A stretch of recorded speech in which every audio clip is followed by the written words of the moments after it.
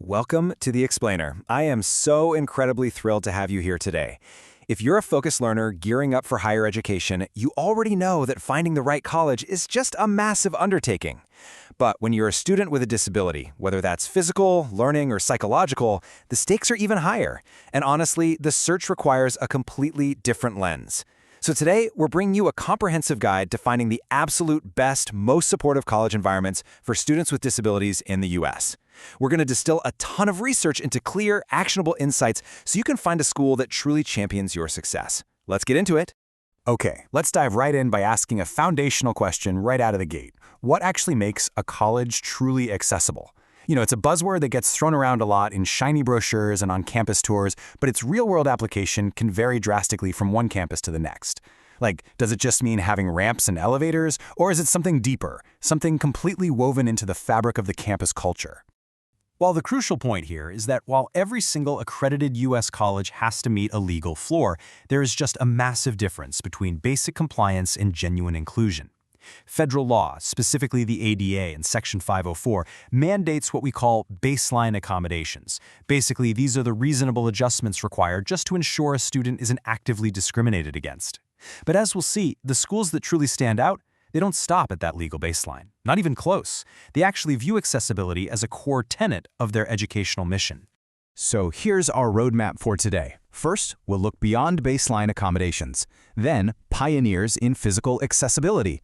Third, hubs for neurodivergent students. Fourth, prioritizing student mental health. Fifth, funding your accessible education. And finally, finding your perfect fit. Section 1. Beyond baseline accommodations, moving from compliance to inclusion. You really need to look past standard disability offices to find schools offering comprehensive, tailored support systems. Sure, every school has a disability services office, but what you want to look for is the actual depth of that support. Does the school offer dedicated academic coaches who deeply understand executive functioning? Do they offer medical air conditioning and adaptive housing? Are there specific programs built from the ground up for neurodiverse learners? Because honestly, these are the features that transform a frustrating college experience into an incredibly empowering one. Section 2. Pioneers in Physical Accessibility, Navigating Campus with Ease. It is absolutely fascinating to look at the historical evolution of how long some of these pioneering institutions have been dedicated to campus accessibility. Just look at the University of Illinois at Urbana-Champaign. They rolled out their first disability support program all the way back in 1948, largely to support veterans returning from World War II. Or take Indiana University Bloomington. Even though it was founded in 1820 with all that historic architecture, they haven't used that as an excuse at all. They've actively retrofitted their older buildings with lifts to ensure equal access. For these schools, accessibility isn't some new trend, it's a legacy. Notice how these standout features literally remove physical friction from the student experience. Take Wright State University in Ohio. Winters there can be absolutely brutal, which is usually a nightmare for wheelchair users. But Wright State has an extensive underground tunnel system so students can easily navigate between buildings in any weather.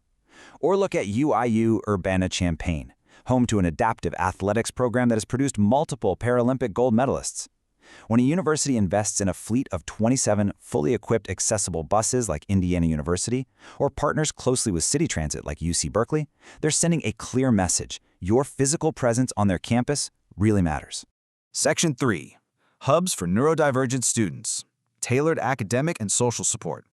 Certain schools don't just accommodate specific needs, they cater to them entirely. It's a real game changer. Beacon College is a prime example. It's the first in the nation accredited to award bachelor's degrees exclusively to students with learning disabilities, and they feature a crazy good 6-to-1 student-teacher ratio. Gallaudet University is a globally recognized hub specifically for deaf and hard-of-hearing students. And then you have Mercyhurst University offering an incredible autism initiative that provides early class registration, specific housing options, and on-site social groups focused on independent living. They aren't trying to squeeze neurodivergent students into a standard mold, they've completely rebuilt the mold. Taking it a step further, schools like Bellevue College and the University of Iowa provide dedicated neurodiversity navigators and transition programs to actually teach independent living. At Bellevue, their Neurodiversity Navigators program actively assists students with autism spectrum disorder in building crucial executive functioning, self-advocacy, and career skills. The University of Iowa has the REACH program, which is this comprehensive transition experience that integrates coursework with mock interviews and real internships. It is all all about bridging that massive gap between high school structure and the complete independence of adulthood. Section 4. Prioritizing student mental health, creating a culture of well-being. Top-tier schools structure their mental health strategies using a continuum of care model. We're talking everything from immediate crisis response all the way down to daily peer support.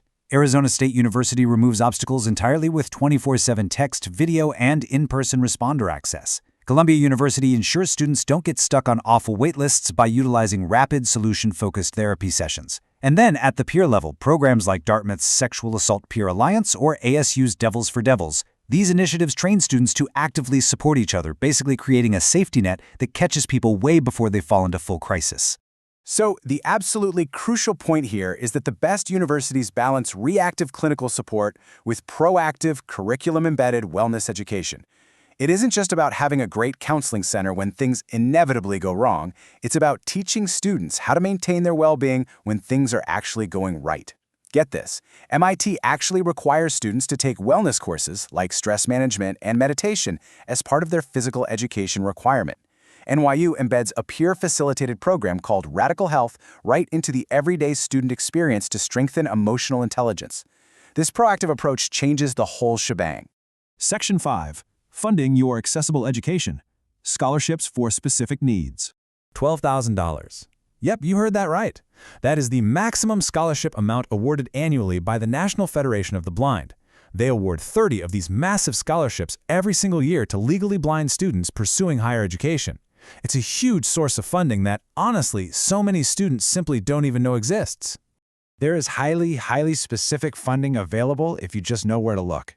Incredible organizations are stepping up big time to help offset the steep costs of higher education.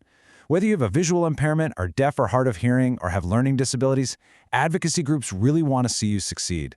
The American Council of the Blind and Sertoma are just a couple of examples. The big takeaway for you here? Aggressively search for scholarships tailored exactly to your unique profile, because I promise you that dedicated funding is out there waiting for you. Section 6. Finding your perfect fit. Knowing what to ask.